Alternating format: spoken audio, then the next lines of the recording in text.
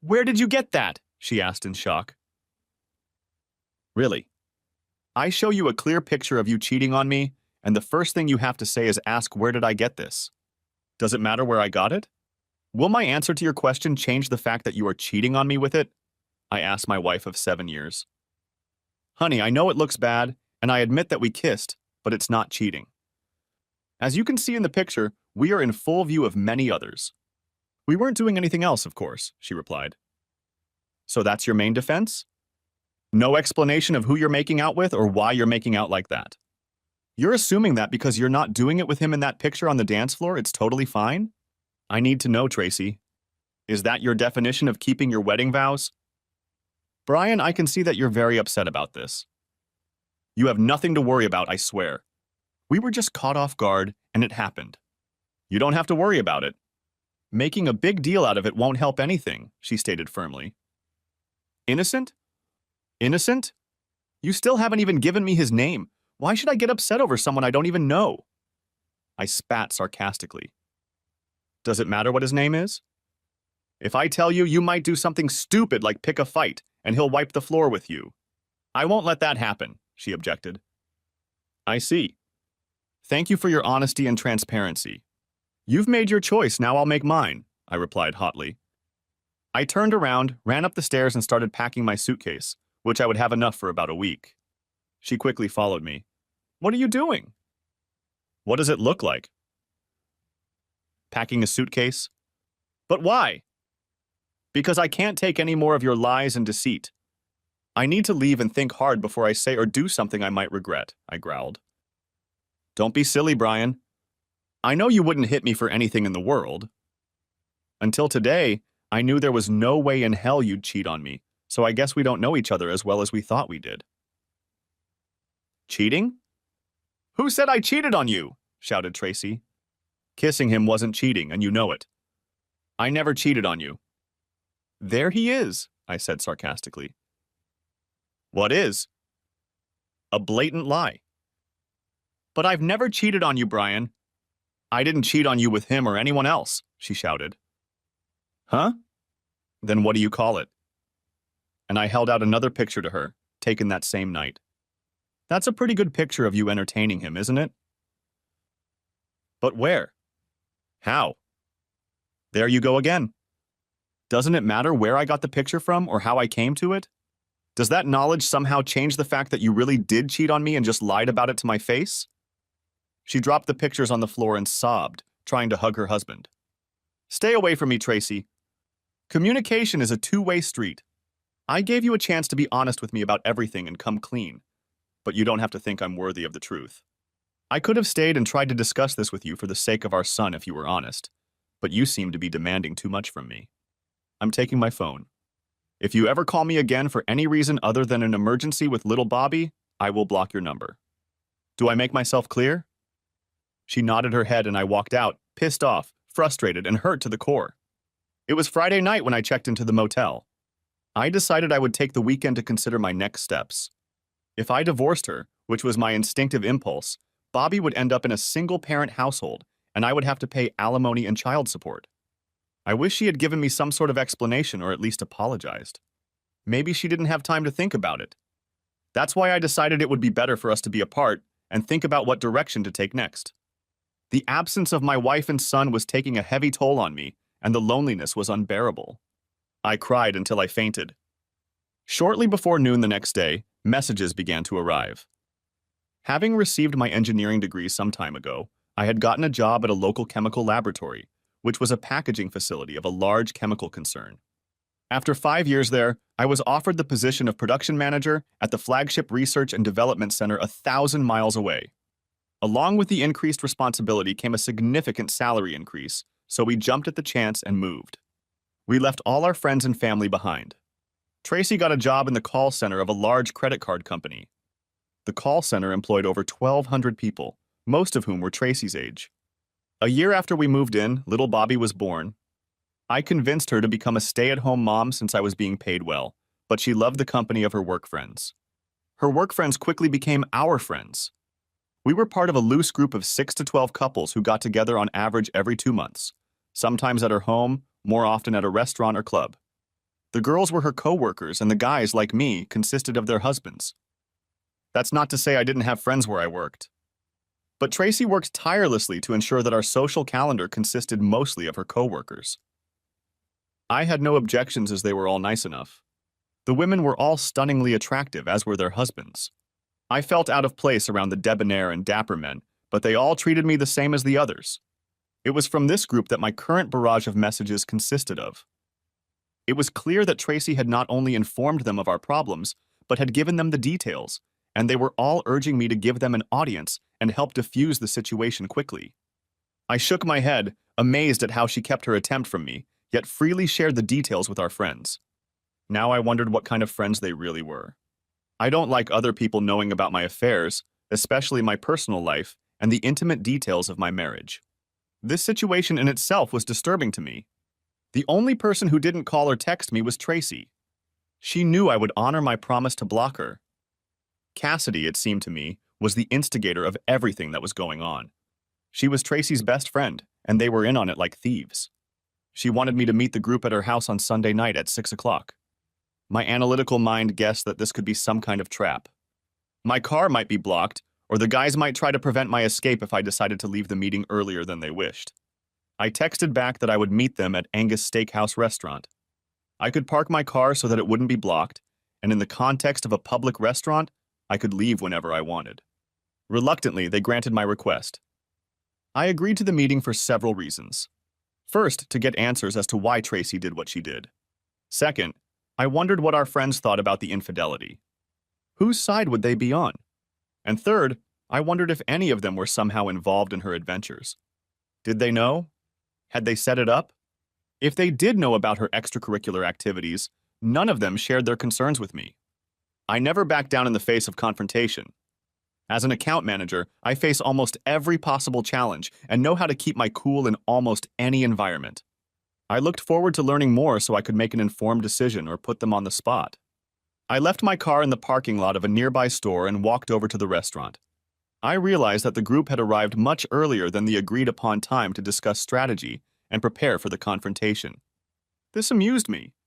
There was only one seat at the set table, and it was next to Tracy. She immediately rose to greet me as I approached. I stopped her before she could reach me. If you don't mind, I'd like to sit at the far end of the table, away from her if you all don't mind. But if you don't mind, I can comfortably sit at the other table, I explained. Cassidy spoke quickly before Tracy could respond. Of course Brian is okay with that. Jared, how about giving Brian a seat at the end of the table? Please, Brian, have a seat. You're our guest tonight, so your dinner is already paid for. Why don't we all go ahead and order?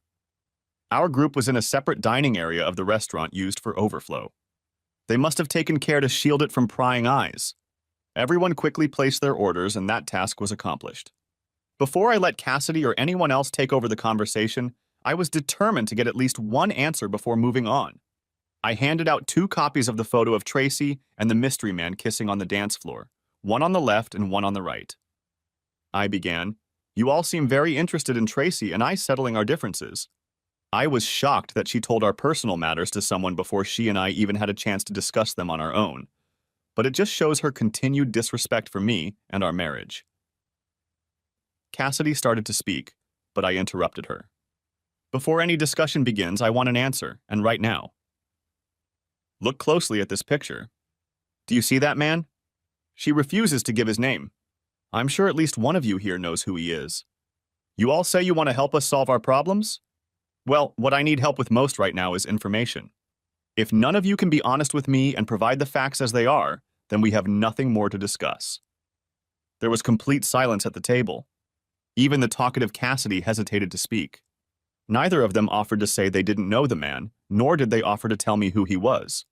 I had my own answer. Thank you for your time. I hope someone is really hungry and can eat my steak. I've just lost my appetite. No one here seems interested in helping us repair our relationship. I apologize. I got up from the table and left. Tracy called out after me, begging me to come back, but no one else did. It was obvious that our friends were her friends, not mine. Tracy, Cassidy, and the rest of the group were stunned. They had planned to have a reasonable discussion with me, but I had blindsided the entire meeting with my stubborn demand. It would take some serious strategy to get through to me, and they weren't ready for that at the moment. I didn't mention it at the restaurant, but I was on my way out of the motel. I stopped at a fast food joint and grabbed a bite to eat. When I got home, I talked to the babysitter Tracy had hired for the evening, paid her, and thanked her for her services. I then gulped down my food and began to quickly move my clothes and personal belongings into the spare bedroom. I had already been to the local hardware store over the weekend and bought a pair of locks with identical keys, similar to the ones on our front and back doors. I installed them on the spare bedroom door and the hall bathroom door, keeping only the keys for myself, not to avoid a verbal altercation with Tracy, but so she wouldn't try to physically seduce me in the shower or in the middle of the night when I was asleep. Once settled in the house, I happily played with my 3-year-old son, who was the light of my life, before bathing him and putting him down for the night. Tracy must have realized I was home because my car was in the garage when she pulled up to the house at 10:15 p.m. They must have had a real brainstorming session. Either she was with her lover again, and I had no idea which one was true, as sad as that sounds. She excitedly ran upstairs, happy to see me back, and found me in Bobby's room sitting in a chair watching my son sleeping peacefully, tears streaming down my face. I shushed her and waved her off before she entered the room. No need to disturb his innocent slumber. After I quietly closed the door, she tried to hug me, but I prevented her. Unable to bear it, she spread a smile from ear to ear. "I'm so glad you're back home where you belong. Let me make you something to eat. We have a lot to talk about." "I've already eaten, but thanks for the offer." "So where have you been all this time? Entertaining your lover again?" hinted I. "No, I just left the steakhouse." "They can confirm that. They helped me find the right words to get us back on track." "I have so much to tell you," she explained. "I'll talk to you about anything if you give me the name of your lover." "If you can't do that, then we have nothing to talk about." "I can't. I just can't," she said sullenly. "I wish you would keep to me, your husband, at least half the devotion you keep to your lover." "I will stay in the spare bedroom until further notice. Please stay away from me and never touch me. Who knows what disgusting diseases you now carry inside you? But I won't let your horrors keep me away from my son. He needs me as much as you do. If you ever decide you're ready to talk, your next words to me will be the name of your lover. But if you're willing to sacrifice our marriage to protect him, then so be it. However, I don't want you to speak another word to me until you are ready to give up your lover's name. For all I know, you're going behind my back preparing to take our son and move in with him tomorrow." She walked away, sobbing and lowering her head. A week went by, during which Tracy and I enjoyed talking to Bobby, but unfortunately we didn't say a word to each other. Finally, on Monday night after work, upon returning home, I was faced with a surprise. Everything was fine before I entered the house, but apparently they wanted to surprise me. As I walked into the kitchen to see what we were having for dinner, a crowd of people piled in from the adjoining rooms and surrounded me. It was a group of Tracy's couple friends. They all seemed to be here, and they couldn't wait to see me again. Nothing was said that would cause annoyance, but I felt like they were walking on eggshells. The first words out of my mouth were, "Where's Bobby?" I decided that adult conversations should not take place around my son. "I've already dropped him off at the babysitter's and she's made arrangements for him to stay the night," Tracy explained. "I see," I said in surprise. There had been some pre-planning that I hadn't been privy to, but I didn't see any of your cars parked on the street.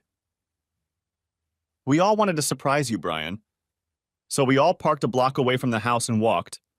We couldn't risk you just driving by after seeing all of our cars," Cassidy objected. "Well, you all certainly caught me off guard. What's the matter? Why are you all here? Has something changed recently that I don't know about?" I inquired. "Yes, honey," Tracy began. "Why don't we all go into the living room and explain everything?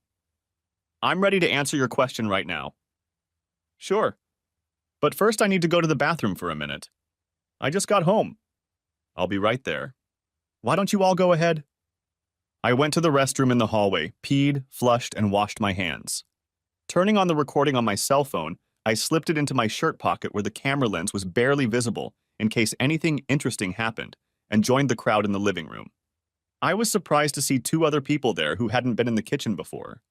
I immediately recognized the asshole Tracy was cheating with, sitting next to a pretty woman slightly younger than him. Tracy began, "Brian, you've already met everyone except Elliot Franklin and his wife Gail. They've been part of our company of friends for a long time, but you've never met them before. I realize this may come as a shock to you, but you were so insistent on finding out who he was that we all consulted and decided this was the best way to find out his name. If you try to attack him, all the guys here have agreed to come between you. We don't want anyone to get hurt today. So you finally gave me a face, huh? It's a little late to worry about me getting hurt, isn't it? I stated sarcastically. Oh, I get it. Neither of you were worried for a second about hurting me, were you? All you cared about was keeping the boy Wonder safe and sound, didn't you? Don't worry. I'm not going to touch that bastard. I don't want to catch any of the diseases he may have already infected Tracy with. Everyone present let out a groan of disappointment. Cassidy jumped in. Brian, we understand your frustration. Can we speak calmly and professionally as friends while this situation is being handled? We are trying to give you what you asked for. You wanted his name and now you have it. We assumed you would also want to talk to him, and as you can see, we have already arranged that. However, Elliot doesn't need me to speak for him or on his behalf. He is perfectly capable of speaking for himself. Our role today is merely to introduce you to each other. After the introductions, Elliot rose to his feet and held out his hand. I'm afraid we've gotten off to a bad start. I hope that by the end of this meeting we can be friends, or at least polite to each other. I promise to always treat you with respect and courtesy, and I hope you will do the same, Brian. May I call you Brian? He asked, extending his hand to me. I made no movement in response to his gesture, keeping my hands at my side. First of all, since we're just now meeting for the first time, Mr. Franklin, I prefer you call me Mr. Wilson. I can't imagine that our friendly relationship would warrant such familiarity. Secondly, you have just promised to treat me with respect and courtesy after you have already shown me blatant disrespect, and yet I am supposed to flippantly ignore your extreme insolence and treat you politely in return? Fair enough, Mr. Wilson. My suggestion was solely in reference to our conversation today. I was not referring to past incidents or incidents. If you will allow me, I would like to talk to you about what happened between me and Tracy, your wife. Please do not say her name in my presence or refer to her as my wife. That title may be short-lived and unpleasant for me. I am evaluating the pros and cons of divorce, which I am sure you are already aware of. How should I address her then, Mr. Wilson? You may refer to her as the woman I married, and for the moment I will accept that. Very well, Mr. Wilson. I would like to tell you what happened between the woman you married and me. I hope I can put the circumstances in a light that you will find acceptable. I am all ears, Mr. Franklin. Please enlighten me, I asked. The arrogant man took a deep breath and began to make his point. Look around this room, Mr. Wilson. What do you see? I'll tell you what you see.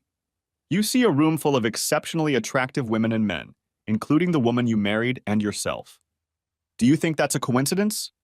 Doesn't it strike you that your best friends, a group you've enjoyed socializing with countless times, turn out to be far more attractive than the average man or woman you meet? This group inevitably came together like birds of a feather. As the friendships grew, so did the intimacy and expressions of friendship. Every person in this room is in a happy, stable, and committed relationship. That is our first and foremost goal. When each person is confident in their relationship with their soulmate, we will realize that no forces on earth can separate us from each other. And every one of us here believes the same about you and the woman you married. He continued, Take my wife here, Gail. She is as great to me as any woman in this room, and we plan to spend the rest of our lives together. No man in this room, including you, will ever be able to take her away from me. And that knowledge gives me the confidence to share her with others for our good and the good of others in our group. We both learn and grow more than we could by remaining monogamous. It's an outdated and archaic term that no longer binds people together the way true love does, consisting of trust, intimacy, understanding, sharing, and opening horizons to great and beautiful things in our marriage. How nice for you and your wife, Mr. Franklin, and the rest of this group, if they are all free to do this with each other without restriction. But that has nothing to do with me and the woman I married. Excuse me, Mr. Wilson, but didn't you just admit that you have less trust, understanding, and security in your relationship with the woman you married than every other couple in this room? Don't you see the tremendous benefit you both could derive and expand your relationship by opening yourselves up to that? And he spread his arms wide, as if embracing everyone in the room. If what you say is true, Mr. Franklin, Then you just called every woman in the room a whore, including the one I married. I am appalled that you so easily flummoxed and changed the morals of the woman I married. I find your actions regrettable and reprehensible. A gentleman never interferes in marital relations as you have done. I see where your flawed logic leads you, Mr. Wilson. Rest assured. This is not a one-sided approach. You too are being asked to embrace the concepts we all hold dear here. You could be with any woman in this room right now if you so desired. When you and the woman you married became part of our group, it was inevitable that you would be invited to participate with us in every way inclusively. If you hadn't told her off so harshly that evening, she had planned to broach the subject with you and discuss the potential benefits she felt this experience could bring. Mr. Wilson, the woman you married said you jumped on her with accusations before she had a chance to fully explain to you what it was all about. She panicked and retreated in defense, not knowing how to salvage a conversation with you in the adversarial atmosphere you presented to her. I am sure you will agree with everything we suggest as being beneficial to you and the woman you married. All that remains is to find a way that will make you feel more comfortable. I see, I said, as if seriously considering everything he'd said. Then I looked Tracy straight in the eye and asked, "Is all this true? You discussed all this with them without my knowledge, and then agreed to test the waters with Mr. Franklin to see if it was beneficial to us as husband and wife, without even discussing it with me beforehand?" Tracy nodded nervously before explaining. I've been told how wonderful it is to have such loose associations and how it improves and strengthens their marriages, and I wanted us to have the same. By participating in the experience with Elliot, I was evaluating the whole experience to see how it could improve our relationship, honey. Please believe that my love for you has never waned, and I only wanted to show you what I learned from him to convince you that participating in the experience would be good for both of us. She smiled sweetly, realizing that this was the first real conversation I'd let her have with me since that night. So you want me to believe that just one wonderful session with a super stud instilled in you the skills of an experienced prostitute? After all, it wasn't your first time with him, was it? She lowered her gaze to her feet, unable to make eye contact, confirming my suspicions. Mr. Franklin jumped up again. Don't you see, Mr. Wilson? We were able to help the woman who married you understand the benefits. You will also be able to participate in every way. Plus, there are other advantages you may not have even considered, he added. I see. So you imagine yourself to be some sort of Casanova, eh? Mr. Wilson, I am a very experienced and attentive lover, and I am adept at taking less experienced lovers, such as the woman you married, under my tutelage.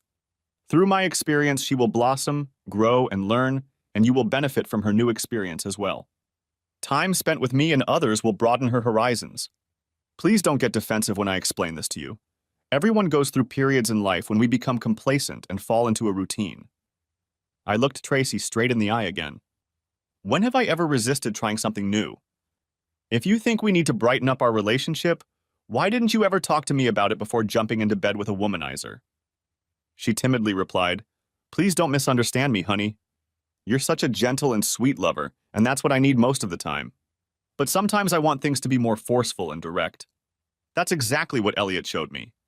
He in no way tried to replace you in my heart. He's your physical opposite. All I could do was keep myself from lashing out at the guy and trying to destroy him. If I allowed the thought that Tracy and I could repair our relationship and make it work for my son, it was forever lost. A hurricane raged inside me, pounding relentlessly in my chest.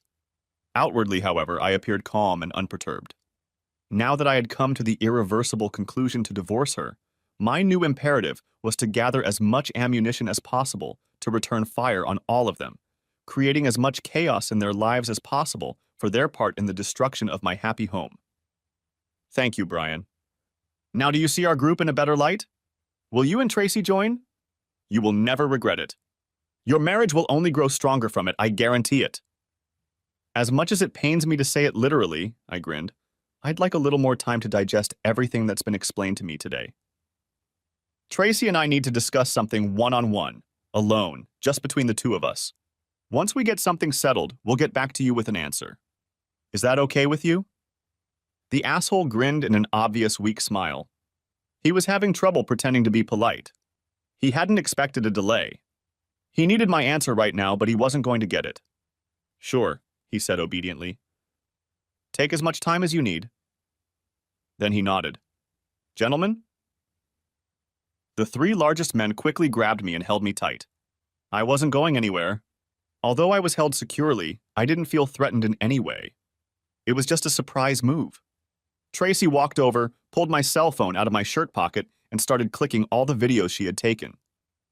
Please understand, Brian, we want to trust you, we really do. But until you become one of us, we must understandably take steps to protect ourselves.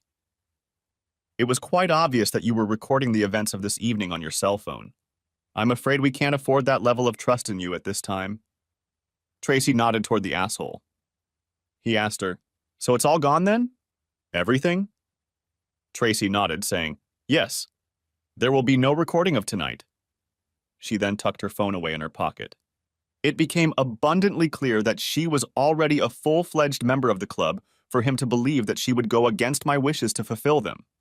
I demonstrated the look of defeat this jerk was seeking. Mr. Franklin continued. There you go, Brian. Don't be so depressed. I'd like to believe that you've decided to keep a record primarily to better choose who you're going to be with first when you join our summit group. But please realize that we simply can't take that risk. There's too much at stake. He patted me on the back and the group quietly left the house. I grabbed my keys and headed to the garage myself. Where are you going? Asked Tracy, puzzled. To pick up Bobby, if that's okay, I replied. I was hoping we could, renew our physical acquaintance today. There's no reason to go get him right now, is there? I miss my son. Obviously, you don't. I'll be back in a little while, I advised. She took another hint, but I ignored her and walked out the door. I drove to the Angus Steakhouse restaurant. I was hungry since I hadn't had dinner yet, and I was missing something I ordered but didn't eat the last time I was there. The restaurant did not disappoint. Taking my time, I savored the tender beef, mentally going over the events of tonight. Hopefully, everything would work out the way I had planned. Only time would tell. The kind Mrs. Stevenson thanked me for the generous tip I'd paid her over and above her usual hourly rate. I might have to depend on her in the near future, and I wanted to make an acquaintance with her in addition to Tracy. Bobby was thrilled to meet Daddy, and he couldn't stop cackling all the way home.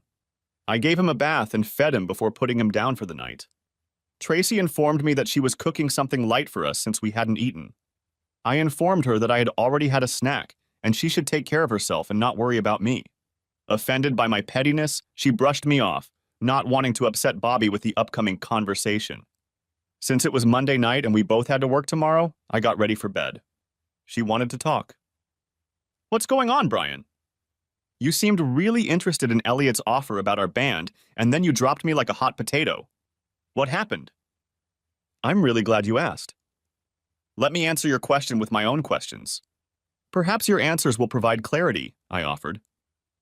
Go ahead, she suggested.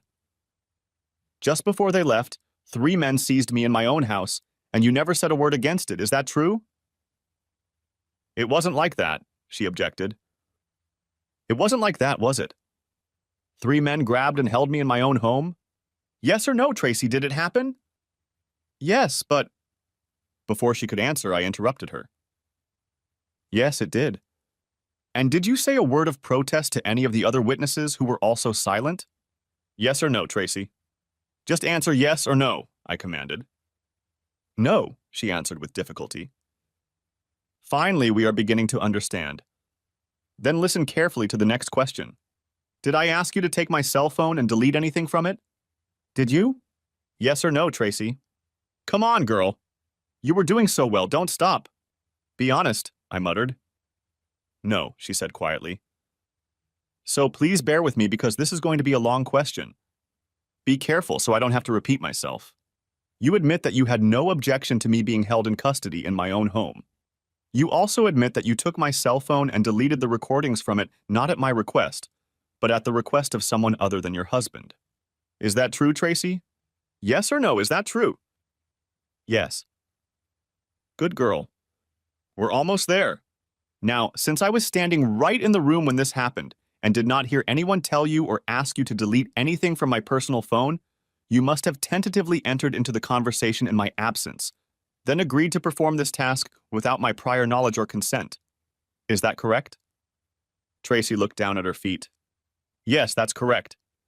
I hadn't thought of it that way. You make it seem like a betrayal on my part. It is betrayal, Tracy. Now let's go back to your first two questions. Why did I drop you like a hot potato? Why? Your own answers should reveal the truth about why I acted that way. You proved today that you are on their side, not mine, not ours, but theirs. Now, if you have no objections, I'm going to bed alone again tonight. I don't want to watch and be around a man who so indifferently stabs me in the back. Tracy started sobbing as I left her in the hallway to contemplate her behavior. Of course, I locked the door. Sometime around 4 in the morning, I heard attempts to open the door. 3 or 4 fruitless turns were enough to foil her attempt. Tuesday morning, I was talking to the vice president in charge of the facility where I worked. Dan, could you recommend a divorce attorney for me? I mean a good one that will fight as hard for the husband as he will for the wife? Please tell me you're not asking for one for yourself, Brian, Dan pleaded. Unfortunately, I am. I assumed a man of your position should be aware of such matters. You seem to know the rest, I grinned. I'm good friends with Ted Russ. He's our contact with the firm that handles all of our legal matters. I'm sure he can give you the name of a good man. Let me give him a quick call and get back to you right away. Thanks, Dan. And no need to talk, Brian. This will remain just between you and me. I respect the other person's personal space. You don't know how good that feels to hear. Thank you, Dan. On Ted's recommendation, I called B. Thorenson's office and set up an appointment for 2:30 that afternoon. It turned out that it was not the letter B, but B, that is Beatrice. She informed me that her caseload was 70% women and 30% men. But as soon as she agreed to take on a case, she took it on immediately and fought hard for her client, despite the formidable circumstances. It didn't take me long to convince her of the validity of my position as an injured party, and she was happy to take me on. She warned me that I would be paying child support for 15 years until Bobby turned 18. But college expenses are usually factored into these cases for the benefit of the child. I explained that I had no problem providing for my son, but I was hoping for at least 50/50ths joint custody either once a week or every other month. She can't promise anything, but will fight hard to get those terms. As for child support, she said I would likely be on the hook for 3 to 5 years, depending on which judge we get. Because of the income disparity, the general result in this state was 1 year of alimony for every 2 years of marriage up to 20 years of marriage. Thereafter, it was limited to 10 years. Although I would have to put up with it, the thought of paying her to have fun with idiots pissed me off. Expecting our family to grow, Tracy and I rented the house we'd lived in for the past 4 years and diligently studied house plans and vacant lots on which to build our dream home. I had accumulated quite a few sketches depicting the elements that were to be part of our special retreat. Now all those dreams were nothing more than smoke. At least the house didn't have to be sold, divided, or fought over. Bobby at his tender age wouldn't be attached to any particular dwelling, so if Tracy continued to rent the house, it wouldn't matter to me. I knew I'd never sleep in the master bedroom again, knowing it had been contaminated by that asshole. Who knows how many times he had already managed to christen the bed with her before I discovered her infidelity. B explained that the average divorce in our state is 8 months if uncontested and a year if contested. I was really hoping I would fall into the 8-month number. Being bound in the bonds of marriage to a traitorous whore held little appeal for me now that my decision to divorce Tracy was clear. B also explained that there was no financial benefit to filing a declaration of infidelity, but she said that a declaration could be helpful if there was a disagreement over custody. She stated that she could have the paperwork ready for service as early as Thursday afternoon. I asked her to have Tracy serve the papers at work on Friday at 10 a.m., where many of her friends and colleagues could witness the event. After the divorce issues had been resolved and a fee agreed, I asked her about possible living arrangements until the divorce was finalized. What questions do you have, Brian? My only concern is time with my son. In this early formative period of his life, 8 months to a year can seem like an eternity to both him and me. I don't want to be an absent father to him any more than necessary. Would it not be illegal or inappropriate for me to continue living in the same house with her to maximize my time with him? While that's not uncommon, Brian, it can be quite a challenge. How so? First of all, when she is served with the divorce papers on Friday, she will be extremely unhappy with you. If you are in close proximity to her home, she will likely rain fire and brimstone down on your head. Are you prepared to face the woman's wrath? Absolutely. I'll be able to easily share my emotions when she gets a summons because, in my mind, we'll be legally separated, and I'll be able to treat her indifferently as she's been treating me lately. And that brings me to my next point, Brian. She may well not want a divorce. Very often, cheating wives want to have their cake and eat it too. Letting you go may be an impossible task for her, and she may do everything she can to prevent it. But this is a legal process, right? She can't bend the law to her will just because she feels like it. You're right, of course, but she could make a mess of things, B informed her. How so? If you enter into a conjugal relationship at any point before the divorce, the time limit will reset to 0 and the clock will start ticking from a new beginning and you'll have to wait another 8 months, she said. The state will view your marital relationship as your desire to end the divorce process. That will never be a problem for me, although I can easily envision Tracy trying to lure me into her bed to disrupt the process. I have an iron will, B. I won't give in, I said firmly. You don't have to, she insisted. All Tracy has to do is claim that you had an affair, and unless you can prove otherwise, which is virtually impossible, the clock will be turned over whether you were married or not. The judge will have a hard time believing your claim that you were never intimate with her, yet you lived together under the same roof. I've seen it happen before, Brian, and I strongly advise against it. I countered. Let me ask you this. If she does make such a statement, would she have to give specific details such as time, place, etc.? I don't mean intimate details of the hypothetical session itself, but dates and times that I could refute? Yes.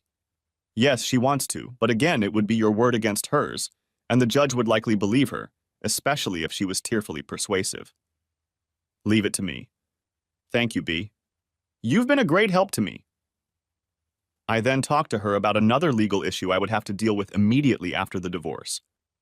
Tracy usually gets home a half hour earlier than I do, so it was no surprise to find her cooking dinner in the kitchen. Contrary to my custom, I avoided the kitchen and headed upstairs to take a shower. Since I started using the hall bathroom, she had fewer opportunities to trap me. I took a change of clothes with me to the bathroom. It was time to start practicing living separately under the same roof. When I emerged from the bathroom fully dressed, she was waiting for me in the hall. Dinner will be ready in a few minutes. Bobby is already sitting in his high chair in the kitchen. You smell nice and fresh, she said coquettishly. I'll be right down, thanks, I replied, ignoring her remark and unlocking my spare bedroom door. The tension was palpable, but she didn't say anything sarcastic. As we ate, she began. I'd like to explain that we made a cell phone deal last night. Knock yourself out, I said calmly. While you were downstairs evaluating potential partners, and the three of us were alone upstairs, Elliot informed me that he knew you were recording the events of that evening, and that it would not be fair to let everyone be exposed to the professional risk you could expose the group to with the video. The right thing to do would be to eliminate the threat. He said they couldn't leave there that night until the threat was neutralized. Not knowing if you had the password on your phone, they were willing to take it with them and return it later when it was cleared. Elliot suggested that I could prevent all of this by deleting the records myself in your presence. I see. And why did they believe you were capable of such a thing towards your husband? Because I gave them my word, Brian. I don't understand? Understand what? Didn't you give me your word to be faithful to me on our wedding day? There was silence after my remark. I was glad for it. Darling, I don't want you to think that I'm on their side. That's not the case at all. It isn't? What if the circumstances had been different? What if those 3 men had grabbed you in our house? Do you think I would have just stood by silently and let them do it? What other choice did you have, Brian? The 3 of them could have easily taken you, silly. That's true. But that knowledge wouldn't have stopped me. Hell, it wouldn't even have slowed me down. I might have been defeated, but only after I'd done a lot of damage myself. I would have fought for you because I would have been on your side, not theirs. We were a team, you and I. Last night you didn't act like my wife. You acted like one of them. I'm sorry you don't understand me, Brian. I explained about the cell phone. I don't know what else to say. There's nothing more to say, is there? I joked. About that subject, you're right. How did you find those pictures, Brian? I'd like to know. I'm sure you would. Wouldn't it be interesting if one of your friends turned out to be not as dedicated to your cause as the other members of your group? What if one of your coworkers turned you into me and delivered those pictures to my office? How would you feel about that? Who? Please tell me who? A man or a woman? She asked urgently. I can't tell you, Tracy. Why not? I gave my word, I said with a wide grin. I could see she wasn't getting anywhere with her questions, so she decided to broach another topic. Did you enjoy watching? No, I just saw a bunch of animals. That's exactly right, Brian. It doesn't have to be emotional for any of them. It will just strengthen our marriage. How did it go?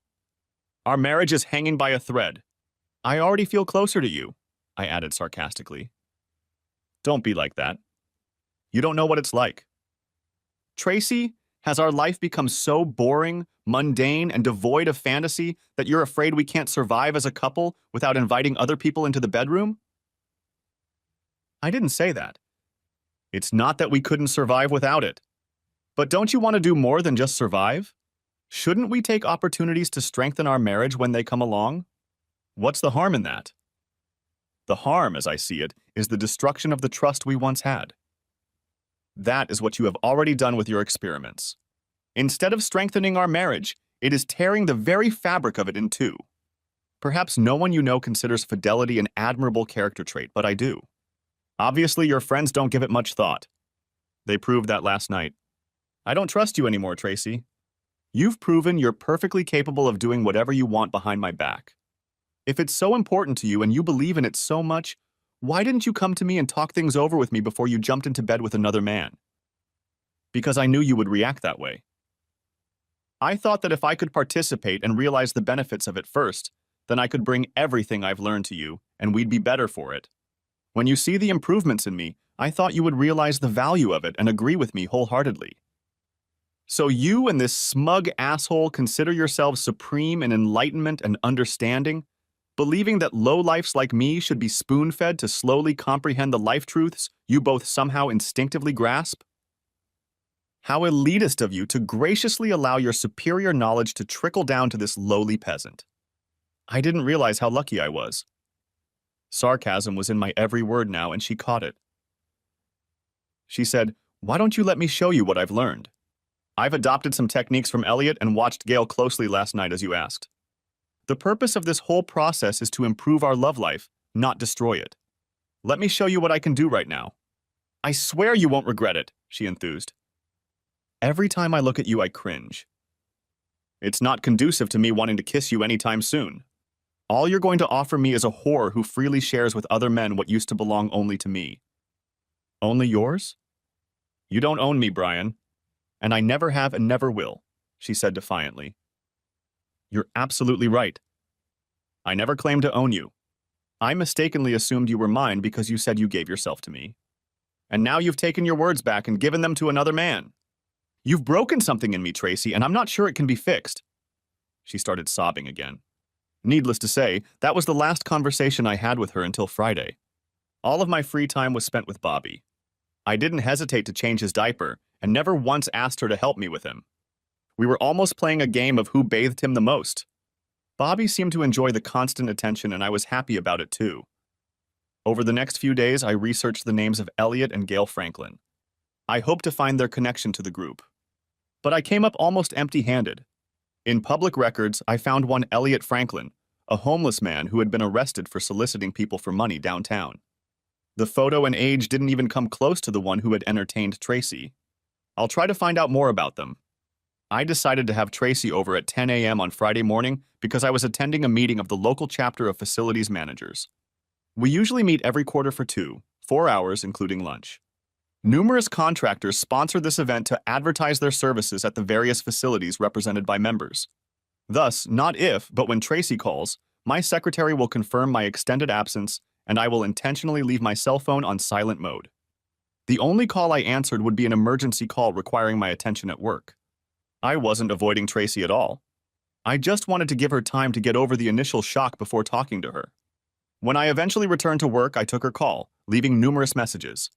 I could hear her quickly moving out of sight as she started talking to me. It's about damn time, are you serious? To get serviced in front of my friends? Do you know how embarrassed I was? Are you really going to divorce me over this? I told you it was nothing, Brian. When are you going to get that through your thick skull? Why won't you return my calls? Why do you refuse to talk to me about this? My secretary should have informed you that I'm in a management meeting. I just got back to the office and called you back right away. I have a job to do, you know. It doesn't stop just because you want to talk. And as for talking, when have I ever refused to talk to you? You're the one who's been avoiding talking to me for the last 2 days. I've never once refused to talk to you. I'm still talking to you now, aren't I? But since we both have work to do, why don't we resume this conversation at a more appropriate time after work? Then I will talk to you about anything you wish. She began to cry over the phone. I don't want a divorce, she wailed. Please, Brian. Don't divorce me. We'll talk tonight, okay, Tracy? Okay, she said, snorting. I love you. Tonight, then. Goodbye, Tracy. I only had one meeting left at work that day, and it was a short one concerning a lab that was having problems. I called our building automation contractor to resolve the problem. Surrounding yourself with quality people makes the job much easier. I arrived an hour early, as Friday afternoons tend to have fewer problems. Most people don't want to solve problems on a Friday afternoon. However, I realized that I would have to solve the problem. And the best way to do that is to pull myself together and face it head on. Realizing that she might not be in the mood to cook tonight, I grabbed some Chick-fil-A for dinner and texted her. She arrived shortly after I did. I grabbed his diaper bag and carried Bobby into the house from her car. She rushed to me, hugging me as I held our boy in my arms, knowing I wouldn't harshly rebuke her or upset Bobby. I set him in his high chair and helped feed him. Babies can be sloppy eaters, of course. He is at the stage where he likes to throw food, so there is very little food left on his tray for him to throw. She thanked me for the takeout food. We both cooed and talked happily with Bobby, although tears were streaming from her eyes at the same time. I spent most of the evening with him, never leaving his side until he was put down for the night again. He was my center of attention, my goal, my reason for enduring the dire circumstances. I knew what was in store for me, and I was as prepared for it as I could be. She was going through the divorce papers when I walked into the living room where she was located. She took a deep breath to calm herself before she spoke. I'm sorry, Brian. Okay. Is that what you wanted to hear? To be honest, it's the first apology you've given me since this whole thing came up. What exactly are you apologizing for? Tracy? I'm sorry that you saw those pictures and found out about them the way you did. I can only imagine how uncomfortable it must have been for you. I see. You're sorry I found out, but not sorry you cheated on me. I see. Don't say that. Elliot said that once you realize the benefits of our association, you would come around and accept our group on an intimate level because you would be given the freedom to be with other women just as I am with other men. Naturally, that's what he said. It seems you and Elliot both suffer from the same mistake of not consulting me on matters such as infidelity. It's a shame you trust his words about my character more than mine. Contrary to popular belief, Elliot is not a keeper of information about me or our marriage. He may be an expert on many things, but as far as knowing me is concerned, he's a failure, just as you are, apparently. Look, darling, I realize now that I acted wrongly. You're right. I should have talked to you first before getting involved without your knowledge. After seeing your reaction that night, Elliot told me that in hindsight, if I had approached you first, things would have gone much more smoothly. He's still convinced you'll come around, but now I'm not so sure. Why don't you call off this stupid divorce and let us get back to normal? Back on the road again? Tracy, that train has derailed and done irreparable damage. There's no getting it back on the tracks. You blew it up with dynamite when you let that asshole take you to bed, and then you betrayed me as well. Just sign the papers and let us both pick up what's left of our lives and go our separate ways. I know you, Brian. You don't want Bobby to end up in a single-parent family, to be raised by two parents living in separate homes. If I remarried, you wouldn't want him calling another man daddy. No man wants that for his son. Think about it. Reconciliation is the best option for both of us. I wouldn't want him to call another woman mom if you remarry after a divorce like you did. That's probably true. You should have thought about all this before you betrayed your vows, not after. You're right. It would have killed me to hear him call another man daddy. But it's better to come from a broken home than to live in a house full of lies and deceit. If we hadn't gotten divorced, I still wouldn't be part of your company of whores and harlots. They may be physically attractive, but to me they are disgusting. And you would continue to entertain whomever you saw fit. But it will never be me. I can never be intimate with you again, Tracy. Put that in your pipe and smoke it. That's not what you mean. You're just saying that to hurt me, and it really hurts. So 1 point, Brian. Look, what if I gave up on the idea completely? Swore I'd never get involved in their relationship again? What if I turned my back on them as friends? I'm desperate, honey. You and Bobby are two of the best things that have happened to me in my entire life. I'm sorry you think I've turned my back on us, but it's not true. I value you two above anything else in the world. I hear the words you say, Tracy, but I just don't believe you. You've already proven yourself to be a liar. Now I can't trust a word you say. It's too late. Just sign the papers and get this over with as soon as possible. Never. I'll never sign those damn papers as long as I live. I don't want a divorce, and I will fight you every step of the way, no matter how long it takes. I may have lost you at this point, Brian, but I want you back. I'm not going to give up. I believe in us more than you do. I'll crawl to you on my hands and knees until you take me back. Too bad you didn't have enough faith in us to stay true to your wedding vows. You've heard the old aphorism, once cheated, always cheated. And it is through that prism that I will always look at you, I quipped. She started sobbing again, perhaps from the realization that she was facing an impossible task. What now? She asked. I hope you don't expect me to leave. I'm not going anywhere. I'm staying here with Bobby. Besides, we have nowhere else to go, she mumbled. You're right. Now that you're out of the world, Bobby has become my whole world to me. I don't want to spend any more time away from him than necessary. That's why I've decided to continue living here while the divorce is going through. I continued. Don't worry, I won't get in your way. I will no longer require you to do my laundry, cook my meals, or clean up after me. You take care of your needs, I'll take care of mine, and we'll both take care of Bobby's needs. All I ask is that you don't touch me with your contaminated body. To me, you are a walking contagion from head to toe. You are disgusting to look at, disgusting to think about, impossible to stay married to. We will coexist under the same roof, but it will only be coexistence until divorce, which will never lead to reconciliation. As she pondered my words, her elation was replaced by dejection. I heard what you said, Brian. But divorce is a long road, and we both know a lot can happen in that time. I'm going to get you back, honey. I swear I will. As long as you keep meeting and hanging out with your so-called friends, you won't have a chance in hell. I will never socialize with them again. As you so aptly pointed out, I don't own you and I can't control your behavior, but if you ever bring one of your jerk lovers here, I swear on my life that you and he will seriously regret it. Is that clear? Of course, sweetheart. I already told you I'll turn my back on them if that's what it takes to get you back. Do you want me to quit my job and become a full-time mom? No. It's too late for that now. Besides, if you did that, I'd only be paying more in child support in the divorce. She didn't like my return, but she kept a cheerful smile for my benefit. I decided that the days of our confrontation were behind us. There was nothing she could say now that would make me lose my temper and berate her again. We'd both had enough of insults and innuendo. I could be professional both at work and at home. I decided to treat this as a temporary business arrangement. Nothing was going to stop me from spending time with my son. For a few weeks, we communicated politely, saying only what was necessary.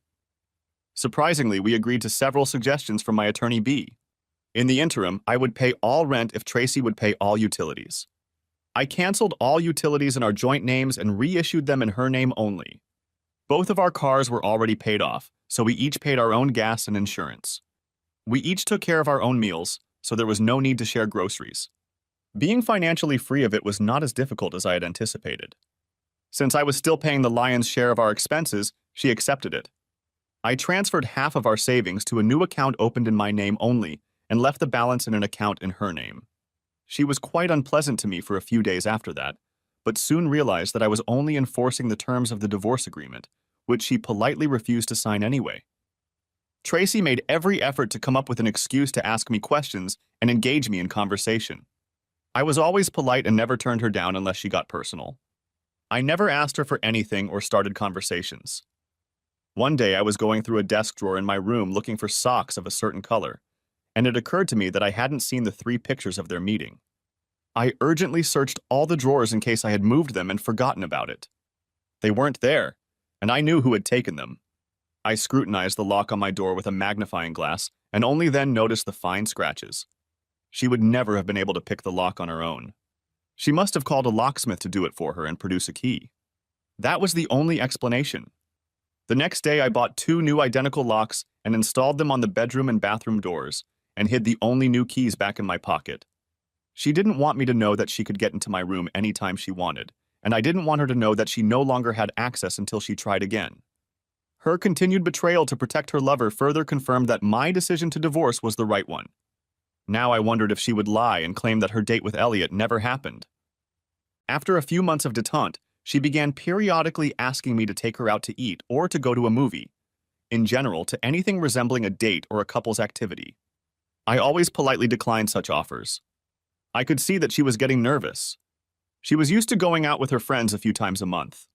She really wanted to be with them again, but she remembered her promise not to socialize with them. Then I started receiving calls and messages from them, inviting me to go out or even stay alone if I wanted to. After each such call or message, I blocked the number without answering it to prevent a repeat. In mid-December, she invited me to attend a Christmas party in her company. I politely declined, citing that I had promised to babysit a little boy, but told her to have a good time. We had always gone there together in the past. The following weekend was my company's party. I had planned to go alone, but she didn't want to do it. In the evening, she took Bobby to the babysitter's house. I cleverly left for the party without saying a word to her. Apparently, she soon followed me in her car and quickly found me at the party. As usual, she was stunningly beautiful. She tried to make small talk with me in the presence of others, but I had little interaction with her. When I was alone with him, Vice President Dan asked if we had made up. I explained the situation and he only laughed, saying that I had the courage to live under such circumstances. However, I made it clear that I didn't want to waste time with my son for this time. He understood my position. Leaving the party, I went straight to the babysitter's house and picked up Bobby. He slept all the way home. I expected Tracy to be bitterly disappointed and rake me over the coals after the party, but she was so pleased just to be with me on any excuse that she seemed grateful for the few crumbs of attention she had inadvertently received in a public setting. Tracy wore very few clothes around the house at all times. I applied my engineering skills and soldered a resistor in parallel with the thermistor built into our digital thermostat to control the temperature. The resistance value I chose caused the heating temperature set point to be 5 degrees lower than the displayed temperature, and the house was cooler than usual. My idea was to encourage her to put on warm clothes. I was partially successful in doing so. 2 weeks later, I removed the fixed value resistor, restoring normal, accurate operation. At least I tried. 5 months after it was serviced, she informed me that she was going to have dinner with Cassidy, her best friend, on Saturdays if I didn't mind watching Bobby. I nonchalantly replied that I didn't mind, as long as she didn't bring that slut or any of her lovers into the house. My employer sponsored a bowling league, which I decided to join on those Saturday nights when she went out. I had a lot of fun making a complete fool of myself on the lanes, and Bobby was thrilled to get so much attention from the ladies in attendance. It was so much better than sitting at home wondering what Tracy was doing or who she was. One day I got home later than she did and she asked where I had been with Bobby.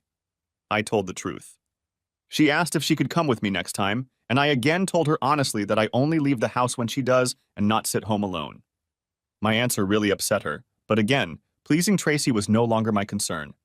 She often asked me how we could ever be a loving couple again if I never gave her a chance. She never signed the divorce papers. It was supposed to take a whole year. 6 months after the service, B. Thorenson, my attorney, contacted me and informed me that Tracy's attorney had successfully argued for 10 mandatory marriage counseling sessions, 2 a week. I had to attend them and couldn't just sit and be silent for the entire session. I had to answer every question the counselor asked me. I asked her if I could repeat the same simple short sentence for every question. B said she didn't care what I said as long as I said something relevant to our marriage. I thanked her and hung up. Of course, Tracy's lawyer made sure the marriage counselor was the kind of person who favors the wife and readily vilifies the husband. I didn't care what the therapist thought of me as long as I followed the letter of the law. To every question and statement from Tracy and the therapist, I replied, I don't want to stay married to a promiscuous woman. Not a few minutes later, they were both frustrated and angry with me. But while my repeated remark was terse, it also applied to our marriage. I endured the barrage of verbal abuse hurled at me by both women with a smile on my face. I did not raise my voice, call anyone names, or use vulgar language. After the fifth unsuccessful session, the therapist canceled the remaining sessions, citing unproductivity and waste of time. The remaining months passed without change. I continued to spend every spare minute with Bobby and could tell that he felt that special bond I had worked so hard to create. 4 days before the divorce hearing date, Tracy moved out of the house and took Bobby with her. I was also served with a restraining order to stay away from both of them until the court date. Subsequently, B contacted me with 2 scoops.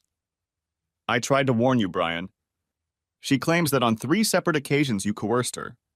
She didn't report it at the time of the events because she was hoping for reconciliation, saying it was a price she was willing to pay to keep her child in a 2-parent household. However, according to her, the last time you demanded she felt ill, then you allegedly forced her. Hospital documents submitted by her attorney show several bruises as evidence. She has countersued for full custody, allowing you only infrequent visits under CPS supervision. I'm afraid she's got you stumped.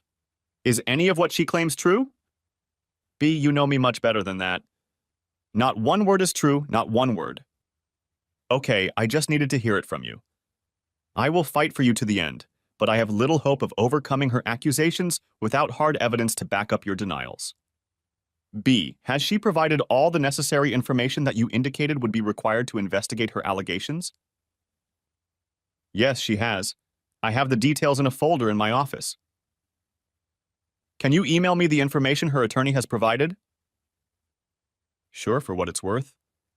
Remember, you cannot call her, email her, text her, or contact her or your son in any way until I tell you otherwise. Do you understand? Nothing. If she calls you and you hear her voice, don't say a word, just hang up immediately. Understood? She ordered. Got it, I repeated. 2 days later, walking into the house after work, I was shocked to see Tracy sitting at the kitchen table. Her car was nowhere to be seen. Perhaps she had gone with someone else. She was waiting for me. I had no idea why. My first impulse was to run away so as not to violate the restraining order, but she called out loudly before I could get out the door. Brian, turn around and listen to me if you want to see Bobby again. She definitely had my attention. However, trying not to talk to her, I just stared at her face and kept my distance. Well, you don't have to say a word. Just listen. I remained calm and didn't make any gestures that could be construed as aggressive or confrontational. First, hand me your cell phone so I can turn it off. I placed it on the kitchen table. She picked it up and turned it off to make sure there was no recording. I tried my best to talk you down, but you were so stubborn I had to resort to desperate measures. How does it feel to have the shoe on the other foot? It's not very pleasant, is it? I'm sorry, Brian, but you left me no choice. I had to claim we had sex, which you demanded to turn back the clock. But Elliot convinced me I needed a backup plan in case your lawyer was convincing enough to object. So I made up a story about you hitting me in anger. We both know you never touched me. I've already told you that you would never hit me in a million years, and I still believe that, even here and now. But I needed to make sure I got full custody of our son, leaving you with only crumbs of time to spend with our baby. It pains me to be so cruel to you, Brian, but it puts me in a unique position to negotiate with you. Tracy cleared her throat and continued. If you cancel the divorce, make it go away, and voluntarily agree to us joining our group of friends as they have generously offered, then I will lift the restraining order, move in with you, and we can resume our happily married life. Bobby would not be born into a single-parent family. He would be raised by both parents living happily under the same roof. Think about it, Brian. What's not to like? I promise you'll get used to it quickly. I'd love to show you the new tricks I've already learned, right here and now if you want. Perhaps that would be too soon. What do you say, Brian? Why don't you get off your high horse and live with me in the real world for a change? I swear you'll have a good time. I looked her straight in the eye. I let her know I was seriously considering her offer. So if I go with you and your friends, are you saying you won't limit my access to Bobby in any way? Why on earth would I come between a loving father and his son? You know as well as I do that the kid loves you more than he loves me. He asks for you all the time, and it breaks my heart to tear him away from you.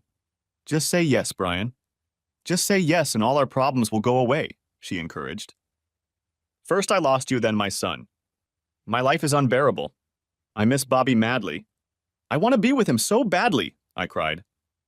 One word from you will fix everything, Brian, and everything will be restored, she assured me. Give me time to think things through. I need to do some mental gymnastics to figure out how to share you with other men. I just need time, okay? Okay, baby. I've got you figured out. You always analyze everything with your engineering mind. We're going before a judge in 2 days. I need to hear from you by tomorrow. Just text me one word, yes, so I know you agree and I'll make it right again. But if I don't hear from you before the hearing, I will punish you for the rest of your life. Your son will grow up hating you. I will take care of that, and you will pay me for it. Please don't make me do this to you for Bobby's sake. Okay, honey? Do the right thing for him.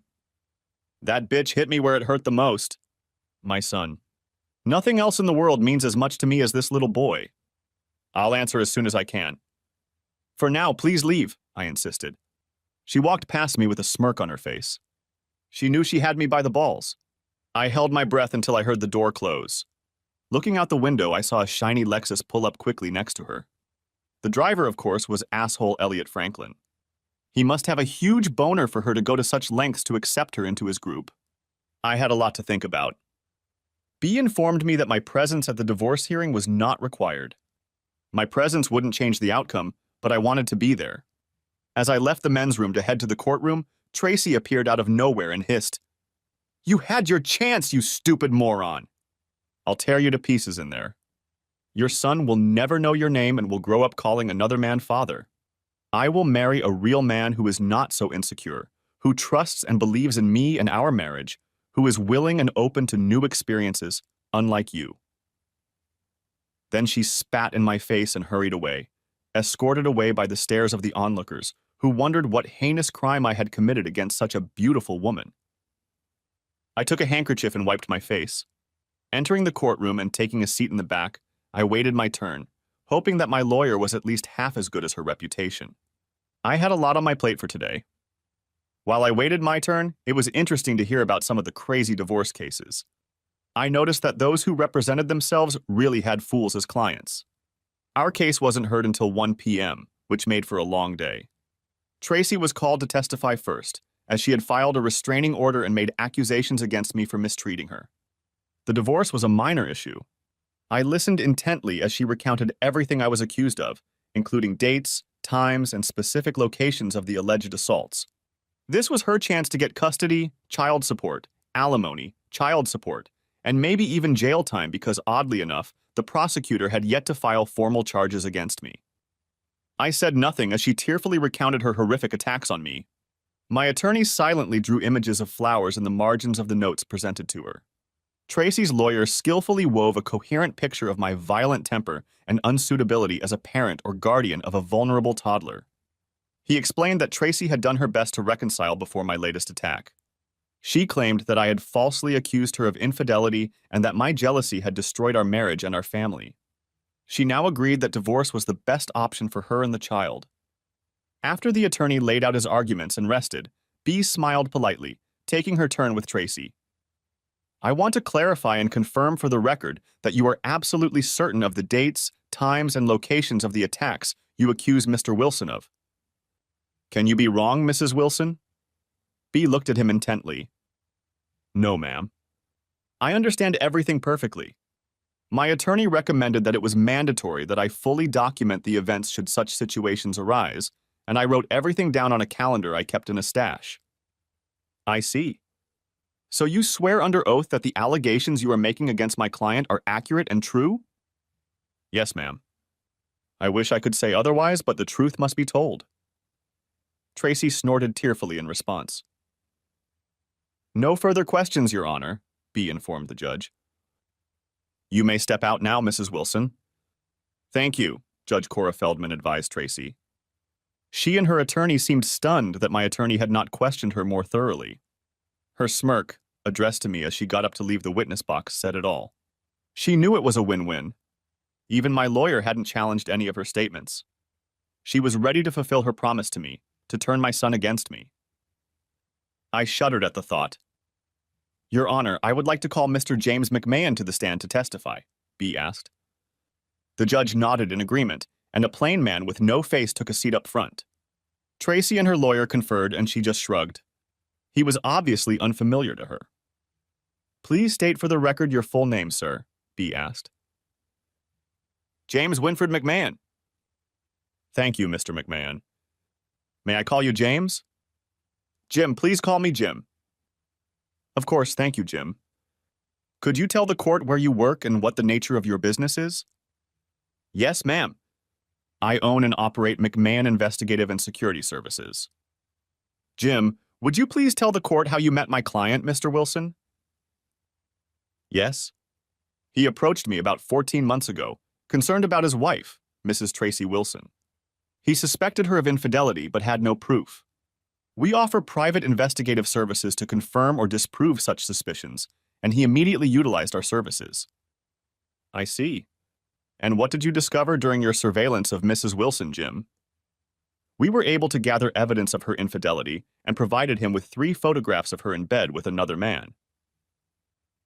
Were the photographs you provided him with the only existing copies of her dating? No, ma'am. We store all photos and videos in secure cloud storage. We are well aware of the need for chain of evidence and are fully licensed agents respected in this and several other circuit courts. We have all of the originals.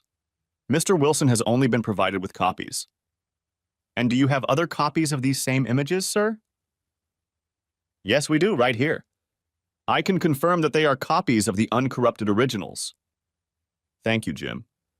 Your Honor, if it pleases the court, we would like to admit into evidence these 3 copies of the original photographs taken by McMahon Investigative Services. The judge accepted the photos, reviewed them, nodded, and handed them to the bailiff for processing. Thank you, Your Honor. So, Jim, is that the end of your association with Mr. Wilson? No, ma'am. He was concerned that her affair with an unknown gentleman might be an ongoing affair and asked me for guidance on how to determine if it was an ongoing affair. I recommended that Mr. Wilson install hidden miniature surveillance cameras and microphones throughout the house that could be monitored at all times. Such devices could record phone calls, secret meetings, and graphic images of infidelity. And Mr. Wilson hired your firm to do this for him? Yes, ma'am. We installed the equipment the very next day while Mr. and Mrs. Wilson were at work. Objection, Your Honor, Attorney Tracy protested.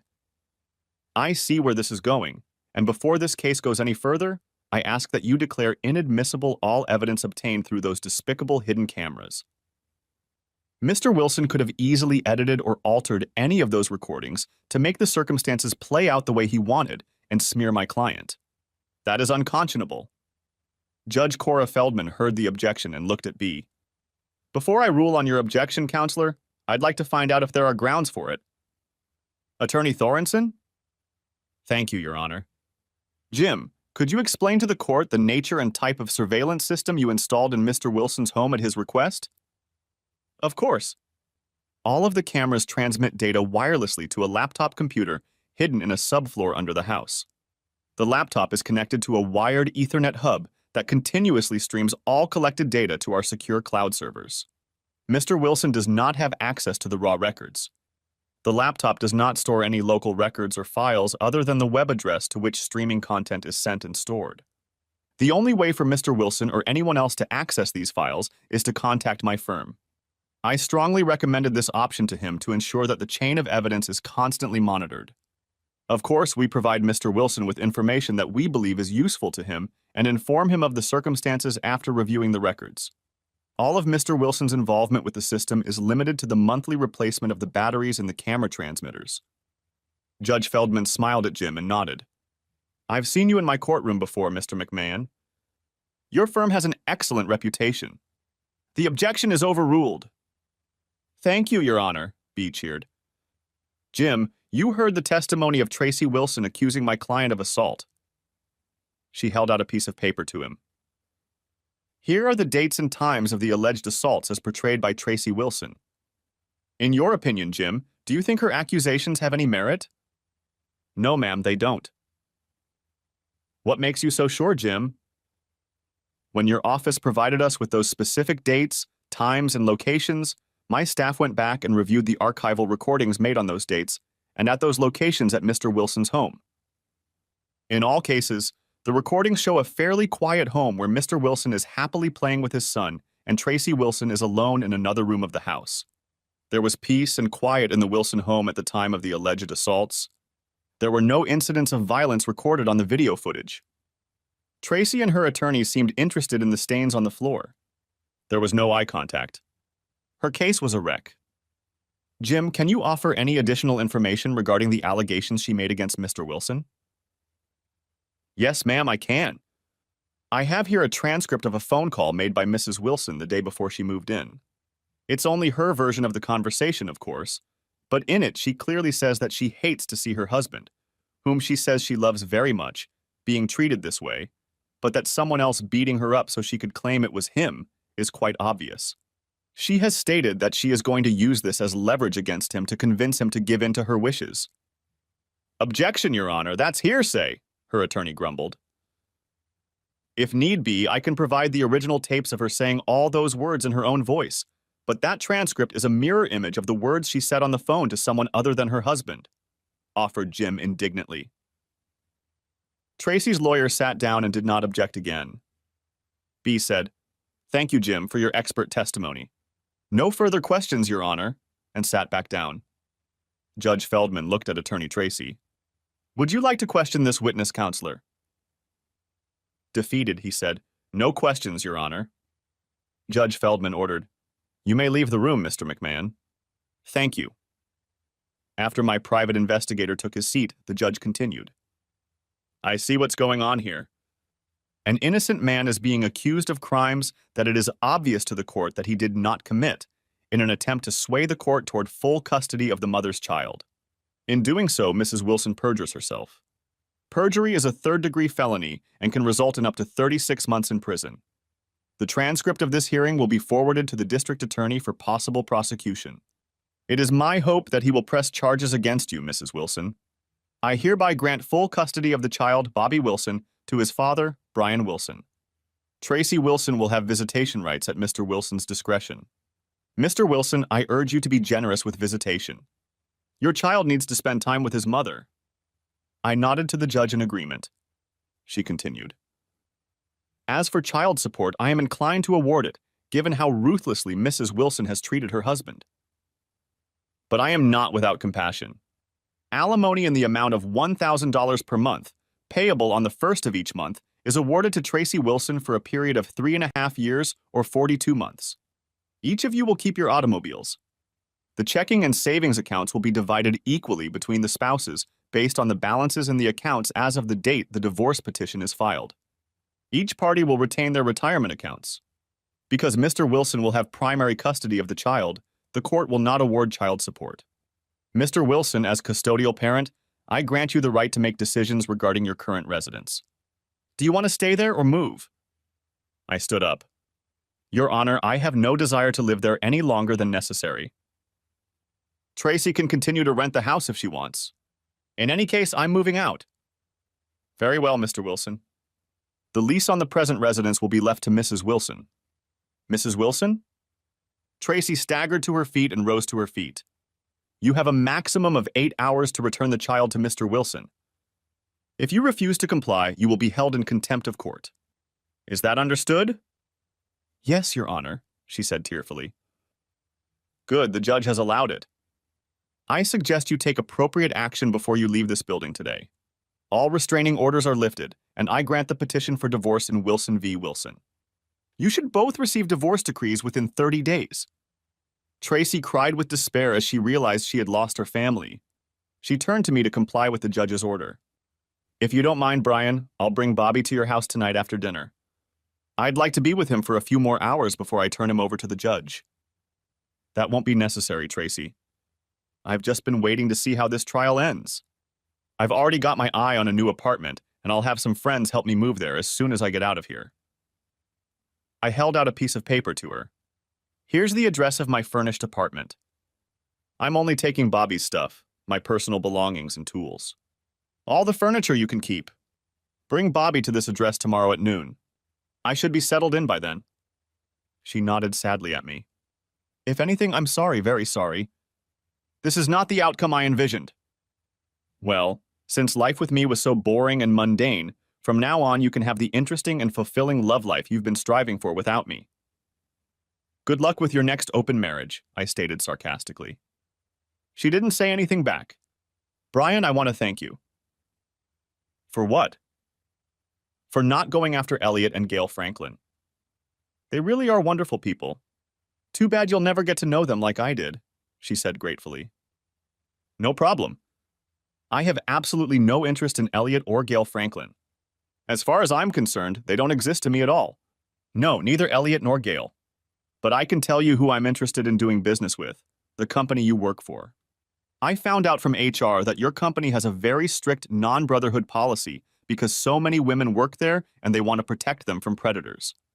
I will be suing your company tomorrow, claiming that blatant violations of their policy caused the destruction of my marriage and almost cost me my son. Ronald Hensley will be named as the primary culprit. Apparently, he slept with a dozen female employees in violation of company policy. You may have heard of him. He's your manager. Tracy stood puzzled, opening and closing her mouth like a fish in water. I continued. As it turns out, Ronald has a lovely wife, Lydia, and 2 elementary school-age children. I don't know if she knows about his antics with other women. But don't worry, I'll make sure she knows everything, including Rita Consuela, the woman he claims he's been married to for so long and his greatest love on earth. You may know her as Gail. But why? Why did you do it? His wife and children don't deserve to be destroyed like this, she pleaded. Why? He destroyed my marriage. Why shouldn't I destroy it? He almost robbed me of my son. Why shouldn't his children know the truth? Even now, to this day, you defend and protect him. How enlightening. If you stick around a while longer, Tracy, you might be able to get the man of your dreams, your extraordinary lover. Something tells me he could be divorced within a year or less. The only downside to a lover is that he too could be unemployed very soon, just like all your other call center girlfriends. It seems that their silence when they don't condemn Ronald's disgusting behavior also violates company policy. You want us all fired? But how am I going to support myself now? She objected. Oh, don't worry. Your job is safe.